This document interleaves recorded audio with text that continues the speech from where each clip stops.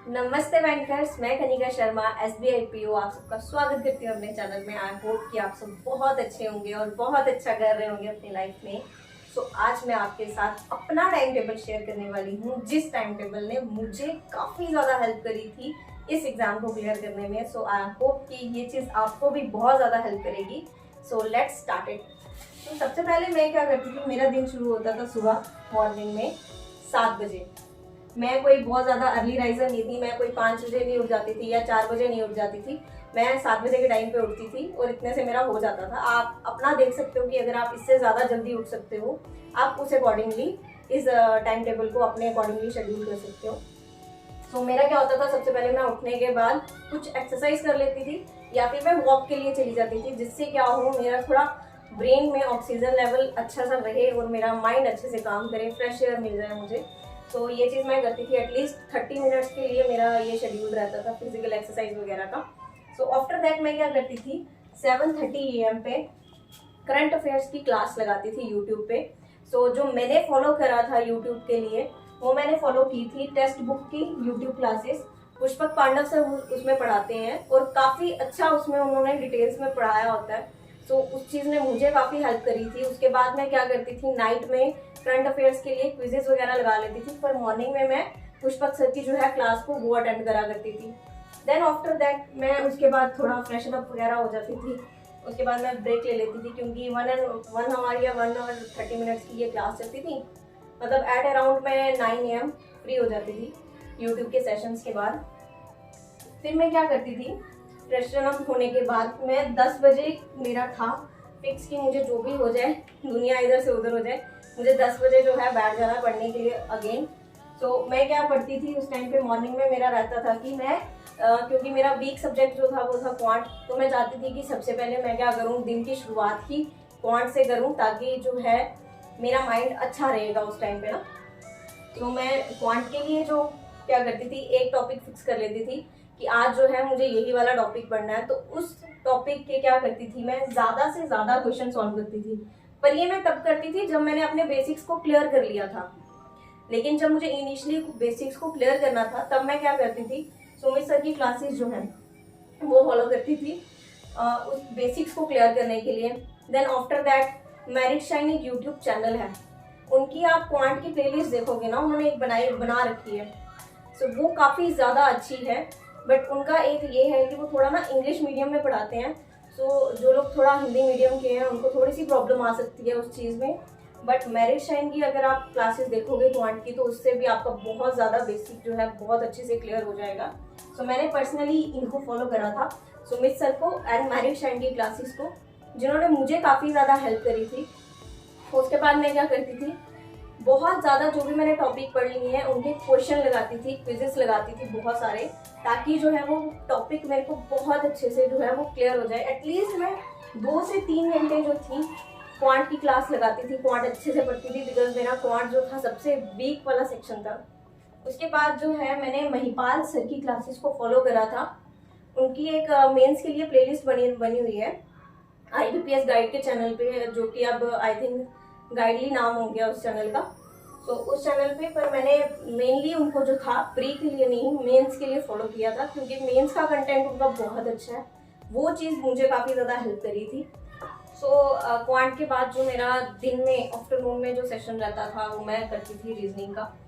जो क्वांट के बाद मैं ब्रेक लेती थी, उसमें मैं जो अपना लंच वंच वगैरह कर लेती थी, थोड़ा सा रेस्ट करना होता था वो कर लेती थी। कोई अगर मुझे टीवी सीरियल देखना है या कुछ भी, मतलब थोड़ा सा म्यूजिक सुनना है, जो मतलब मेरी हॉबीज होती थी, वो मैं क्वांट के बाद 1-1.5 घंटा जो होता था वो उसको देती थी। उसके बाद जैसे ही 2 बजते थे, मेरा जो है रीजनिंग की मैं अपनी प्रैक्टिस करना शुरू कर देती थी 2 बजे।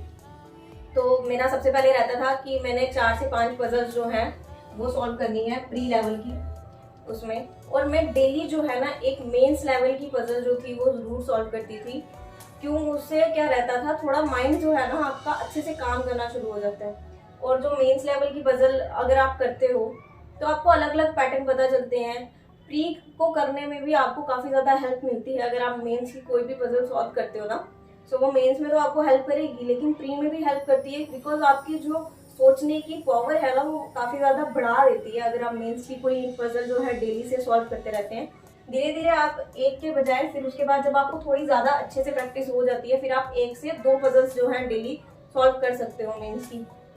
फिर मैं क्या करती थी, प्रैक्टिस सेट लगाती थी जो कि आपको इजीली मिल जाएंगे, किसी भी ऐप पे, टेक्स्ट बुक पे मिल जाएंगे, आपको अड्डा 24/7 पे मिल जाएंगे, गाइडली पे मिल जाएंगे। वो प्रैक्टिस सेट जो थी मैं पूरा सॉल्व करती होती थी।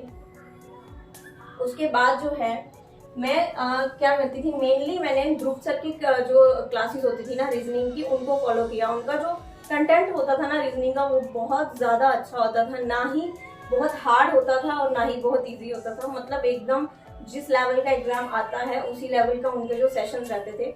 उनकी आप पुरानी प्लेलिस्ट भी देख सकते हो, और वो शायद से अभी भी रेगुलर जो है सेशन लेते हैं। उनका जो चैनल है वो है वर्चुअस चैनल, उसको मैंने फॉलो करा था। उसके बाद जो मेंस की पजल के लिए मैं फॉलो करती थी, वो मैं करती थी स्टडी नीति का चैनल है यूट्यूब का, उस पर उन्होंने मेंस की काफ़ी अच्छी अच्छी पजल जो है वो सॉल्व करवाई हुई है।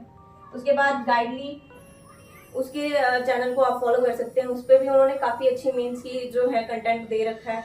उसके बाद आप उनकी क्विजेस सॉल्व करो, अड्डा 24/7 की क्विज सॉल्व करो, और भी बहुत सारे जितने आपको चैनल मिलते हैं ना, उनकी क्विज वगैरह, प्रैक्टिस सेट वगैरह जरूर से लगाओ, ताकि जो है आपकी रीजनिंग पे अच्छे से पकड़ रहे। सो मैं ये भी 2 से 3 घंटे तो आराम से पढ़ लेती थी, कभी कभी मैं 3 से 4 घंटे भी कर देती थी, बिकॉज मुझे रीजनिंग में बहुत ज़्यादा मज़ा आता था करने में, और मुझे लगता था कि ये मेरा स्ट्रॉन्ग पॉइंट है, तो मुझे इसको और अच्छे से करना चाहिए, ताकि कल को अगर मैं क्वांट में अच्छे से परफॉर्म ना कर पाऊँ मेंस में, तो मुझे रीजनिंग जो है काफ़ी ज़्यादा हेल्प कर जाए, मैं बच जाऊँ उस रीजनिंग की वजह से। सो ये मेरा मेन रीज़न रहता था, मैं रीजनिंग पे काफ़ी ज़्यादा फोकस करती थी, बिकॉज मेरा स्ट्रॉन्ग पॉइंट था, प्लस मुझे मज़ा आता था उसके क्वेश्चंस को सॉल्व करने में और पजल्स को सॉल्व करने में। सो उसके बाद जो मेरा इवनिंग का शेड्यूल रहता था, इवनिंग में मैं क्या करती थी, इंग्लिश को करती थी।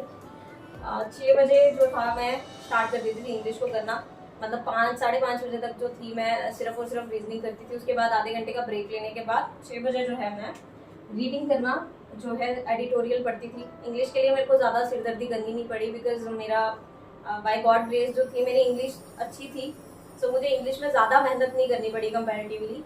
सो मैं सिर्फ और सिर्फ एडिटोरियल्स पढ़ती थी उसके लिए, और कुछ अगर मुझे नया वोकैबुलरी वर्ड मिल जाता था तो मैं वहाँ से वो पॉइंट आउट कर लेती थी, उसको नोट डाउन कर लेती थी। उसके बाद मैं क्या करती थी, ज़्यादा से ज़्यादा प्रैक्टिस सेट लगाती थी उसके, ताकि जो है मेरी उसमें स्पीड मेंटेन रहे, मेरी रीडिंग स्पीड उसमें जो है अच्छी रहे, और जो मेरे मतलब एरर के चांसेस हैं वो कम हो जाए उसमें।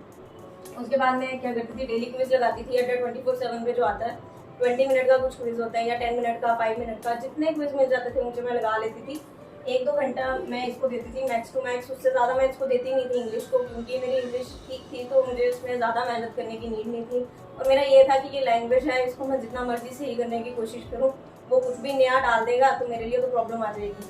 तो इसलिए मैं इसको ज़्यादा इतना नहीं प्रैक्टिस करती थी, तो 1-2 घंटा मैं सफिशेंटली देती थी, उससे ज़्यादा मैं इसको नहीं देती थी। सो इंग्लिश का पढ़ने के बाद जो था, उसके बाद भी मैं कुछ 1-1.5 घंटे की आराम से रेस्ट वेस्ट ले लेती थी, थोड़ी सी गपशप मारनी मार ली, नाइट वॉक पे जाना है वो कर लिया, डिनर कर लिया आराम से। फिर मैं क्या करती थी, 9 बजे जो है मेरा टाइम स्टार्ट हो जाता था। मैं हर ऑल्टरनेट डे पे क्या करती थी कि एक मॉक टेस्ट जरूर लगाती थी प्री का, और आफ्टर दैट जब मुझे हैबिट हो गई थी ना, फिर तो मैंने डेली लगाना शुरू कर दिया था। बट जब मैंने इनिशियली स्टार्ट किया था 1-2 महीने के बाद, फिर मैंने अल्टरनेट डे पे स्टार्ट किया था। आफ्टर दैट फिर मैंने उसको क्या कर दिया था, डेली की अपनी हैबिट बना ली थी, डेली एक मॉक टेस्ट मैं जरूर से जरूर देती थी।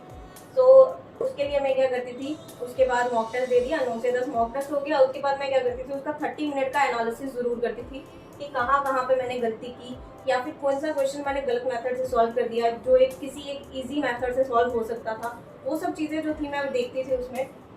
उसके बाद जो मैंने, आप पूछोगे कि मैंने कौन कौन से मॉक टेस्ट जो थे फॉलो करे थे, मैंने टेक्स्ट बुक का, ऑलिव बोर्ड का, अड्डा का, प्रैक्टिस मॉक का, गाइडली का, और भी बहुत सारे थे, अब मेरे माइंड में है नहीं है। तो मुझे जहाँ से जितना फ्री कंटेंट मिलता था, फ्री मॉक टेस्ट मिलते थे, मैं ले लेती थी। और जो मैंने परचेज करा था वो मैंने टेक्स्ट बुक के परचेज किए थे, ऑलिव बोर्ड के परचेज किए थे, अड्डा के मैंने परचेज नहीं किए थे, इनके मैं सिर्फ फ्री वाले मॉक टेस्ट लगाती थी। प्रैक्टिस मॉक के भी मैंने परचेज किए थे, मतलब जब मैंने काफ़ी ज़्यादा तैयारी कर ली थी, उसके लास्ट में मेरे पास कुछ बचे नहीं थे, फिर मैंने क्या किया प्रैक्टिस मॉक के लिए। आफ्टर दैट गाइडली के भी मैंने ले लिए थे, सबके मॉक टेस्ट जो थे काफ़ी सारे परचेज कर रखे थे, तो मुझे कभी दिक्कत नहीं आई थी मॉक टेस्ट लगाने में, तो मैं डेली का एक तो लगा ही लेती थी। सो उसके बाद अगर मैं ऑल्टरनेटिव डे पे लगाती थी, या फिर उसके बाद मैं आधा पौना घंटा जो था अपना करंट अफेयर जो मैंने सुबह पढ़ लिया था ना, उसको रिवीजन देने में लगाती थी, उसको रिवाइज करती थी, क्विज लगाती थी उसकी। अगर पीडीएफ जो मॉर्निंग में उन्होंने अपलोड कर दी होती थी तो उस पीडीएफ को देखती थी, उनसे रिवीजन करती थी करंट अफेयर्स की। वो भी हार्डली 30 मिनट्स में हो जाता था मेरा सारा। तो मतलब मैं 11 बजे तक आराम से फ्री हो जाती थी। तो उसके बाद मैं सो जाती थी, फिर मैं सुबह 7 बजे उठती थी, फिर मेरी वही रूटीन स्टार्ट हो जाती थी। सो यही थी मेरी पूरा टाइम टेबल, मेरा पूरा शेड्यूल, जिसने मुझे हेल्प करी थी मेरा बैंकिंग एग्जाम क्लियर करने में। और मैंने जो है इसको काफ़ी ज़्यादा रिलीजियसली फॉलो करा था, तब जाके मैं आज जो है एक SBI PO की पोजीशन पे बैठी हूँ। सो आई होप कि आप भी अगर कुछ ऐसा डेडिकेटली फॉलो करोगे तो आप भी एक दिन डेफिनेटली किसी एक अच्छी पोजीशन पे होगे। और my best wishes to you. So do like, share, subscribe and thanks for watching.